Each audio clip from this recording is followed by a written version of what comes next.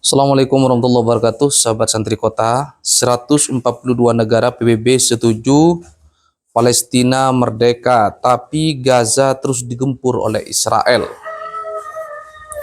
Berita dari Detik Hikmah. Jakarta, Majelis Umum Perserikatan Bangsa-Bangsa setuju mengadopsi deklarasi New York untuk mewujudkan berdirinya negara Palestina merdeka. Sebanyak 142 negara mendukungnya, 10 negara menolak, dan 12 negara abstain. Dalam keterangan pers PBB yang diunggah di situsnya Jumat 12 September 2025, 10 negara yang menolak Palestina merdeka antara lain Argentina, Hungaria, Israel sendiri, Mikronesia, Nauru, Pulau, Papua Nugini, Paraguay, Tonga, dan Amerika Serikat. Catat ya sahabatku ya, 10 negara yang menolak resolusi PBB untuk kemerdekaan Palestina. Saya ulangi, yang pertama Argentina, ya. Kita tahu bahwa Argentina dulu menjadi salah satu opsi yang ditawarkan kepada bangsa Yahudi sebagai tempat alternatif. Ada di Argentina, kemudian di Timur Tengah. Argentina, Hungaria, Israel sendiri, Mikronesia, Nauru, Pulau, Papua Nugini, Paraguay, Tonga, dan Amerika Serikat. Ya. Ini 10 negara yang menolak untuk kemerdekaan Palestina. Masuk akal lah ya, pasti mereka menolak. Israel yang dari awal kekeh menolak berdirinya negara Palestina menyebut deklarasi dan konferensi tersebut sepihak dan sebagai taktik prosedural dan penyalahgunaan majelis. Ini bukan diplomasi, ini sendiwara, tegas perwakilan Israel. Israel juga menyebutkan deklarasi yang diadopsi PBB itu melemahkan negosiasi dan hanya menguntungkan Hamas. Kami tidak akan membiarkan Hamas menang di majelis ini. Apa yang bisa diraih, apa tidak bisa diraihnya pada 7 Oktober pangkasnya. Sejalan dengan Israel, perwakilan Amerika Serikat menyebut deklarasi ini merusak upaya diplomatik yang menjadi hadiah bagi Hamas.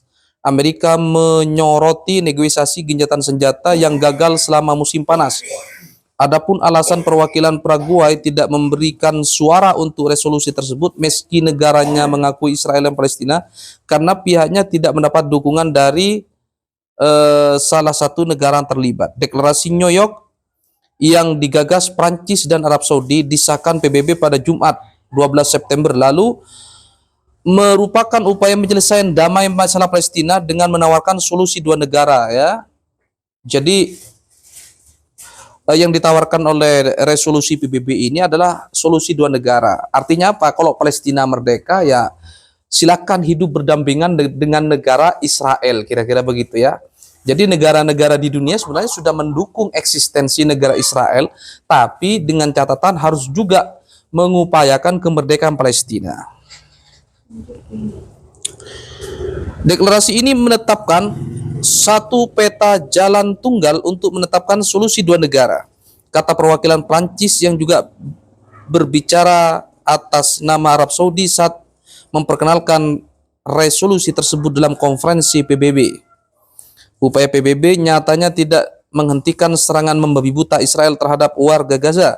Sehari setelah pengesahan resolusi itu, Israel melancarkan serangan udara yang menewaskan 62 orang di Gaza.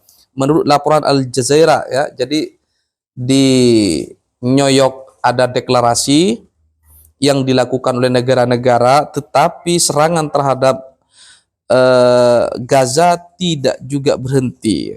Israel tidak mengindahkan omongan negara-negara di dunia ini. Lebih dari 6.000 warga Palestina di Gaza juga terpaksa mengungsi akibat bombardir Israel yang tanpa henti. Pasukan Israel melancarkan serangan beruntun di kota Gaza dan menyebarkan selebaran berisi peringatan bagi warga Palestina yang kelaparan dan ketakutan untuk melarikan diri. Ya. Juru bicara pertahanan sipil Palestina Mahmud Basal mengatakan kondisi warga Gaza sangat sulit akibat pengepungan dan bombardir Israel terus-menerus. Jet tempur berjatuhan, bom setiap 10 hingga 15 menit, dibangun tempat tinggal dan fasilitas umum. Ya.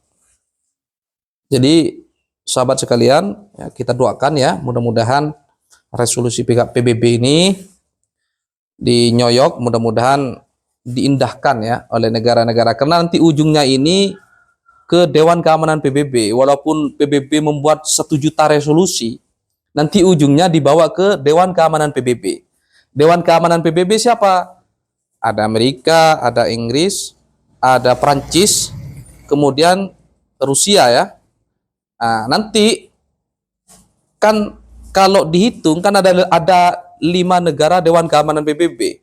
Nanti pakai hak veto itu, negara-negara barat biasanya begitu dari dulu. Jadi nggak ada gunanya walaupun 1 juta resolusi yang dikeluarkan PBB, ketika Dewan Keamanan tidak merestuinya, menggunakan hak vetonya, semua akan berakhir sia-sia. Nah, inilah sendiwara yang dibuat oleh mereka. Mudah-mudahan ke depan dunia semakin damai ya. Kita tidak perlu membenci siapapun, tidak perlu membenci Amerika, tidak perlu membenci China, tidak perlu membenci siapapun. Semua manusia di muka bumi ini memiliki hak untuk hidup merdeka, hidup layak, dan semua bisa menikmati indahnya perdamaian. Jadi yang kita perjuangkan adalah perdamaian. Bagaimana Palestina, saudara-saudara kita yang setiap hari diintimidasi oleh pasukan Zionis, segera mendapatkan pertolongan Allah Subhanahu wa taala, mendapatkan kemenangan ya, sehingga warga Palestina bisa hidup berdampingan dengan warga Israel. Dan sahabat semuanya harus tahu bahwa di Israel itu juga banyak ya orang Islam. Di Israel juga banyak orang Arab di situ tinggal ya. Bahkan di parlemen Israel aja ada perwakilan komunitas Arab Islam tuh ada di situ. Begitu pula di Palestina, di tepi barat maupun di jalur Gaza, tidak semuanya Islam. Di situ juga ada orang Nasrani, bahkan Yahudi Ortodoks juga ada di sana. Maka dari itu, konflik Palestina ini sesungguhnya ya konflik teritori. Ibarat di Jakarta itu konflik lahan, kira-kira begitu ya. Walaupun ya kadang-kadang unsur agama itu memiliki kecenderungan untuk dibawa-bawa untuk menghipnotis atau untuk mempengaruhi orang ya agar mendukungnya, itu ada ya. Tetapi sebenarnya konflik yang paling bulat di Yerusalem itu adalah konflik tanah ya. Mereka rebutan tanah, kemudian orang-orang Israel mensabotase tanahnya, dan tidak sedikit di antara rumah-rumah warga Palestina itu sebenarnya dibeli, dibebasin, kira-kira begitu ya. Warga Palestina yang mungkin sudah tidak kuat dengan intimidasi dan lain-lain, rumahnya dibeli kemudian dibangun pemukiman Yahudi di sana. Jadi banyak, tidak semuanya dicaplok ya, banyak juga orang-orang Yahudi itu membeli tanah warga Arab di sana.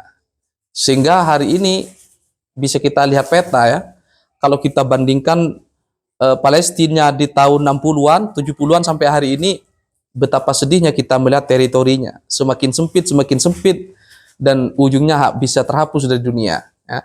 Kita lihat di Google aja, nama Palestina pun sudah mulai berganti ya. Maka ayo kita doakan saudara-saudara kita di Palestina semoga mendapatkan kemenangan dan menjadi baldatun thayyibatun wa rabbun ghafur. Assalamualaikum warahmatullahi wabarakatuh. Sampai jumpa.